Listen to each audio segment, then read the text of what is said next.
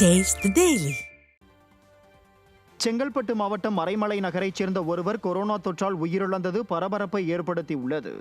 தமிழகத்தில் கடந்த மாதம் சிறிதளவு இருந்த கொரோனா தொற்று கடந்த ஒரு வாரத்தில் 4 மடங்காக உயர்ந்து 69 பேர் சிகிச்சை பெற்று வருகின்றனர்.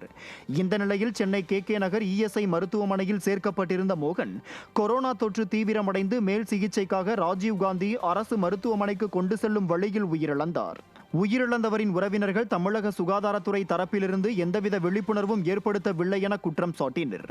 தமிழகத்தில் கொரோனா பரிசோதனை மையங்களை அதிகரிக்க போதிய நடவடிக்கை எடுக்காத நிலையில் சுகாதாரத்துறை அமைச்சர் மாசு அமெரிக்காவில் உல்லாச வாழ்வு வாழ்ந்து வீடியோ வெளியிடுவது வெந்த புண்ணில் வேலை பாய்ச்சுவது போல் உள்ளதாக பொதுமக்கள் குற்றம் சாட்டுகின்றனர்.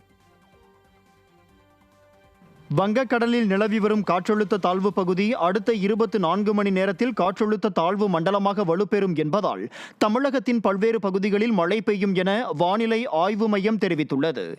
இன்று திருப்பூர், திண்டுக்கல், கன்னியாகுமரி மாவட்டங்களில் கனமழைக்கும், திருநெல்வேலி, தென்காசி, தேனி, நீலகிரி, கோவை மாவட்டத்தின் மலைப்பகுதிகளில் மிக கனமழைக்கும் வாய்ப்புள்ளது.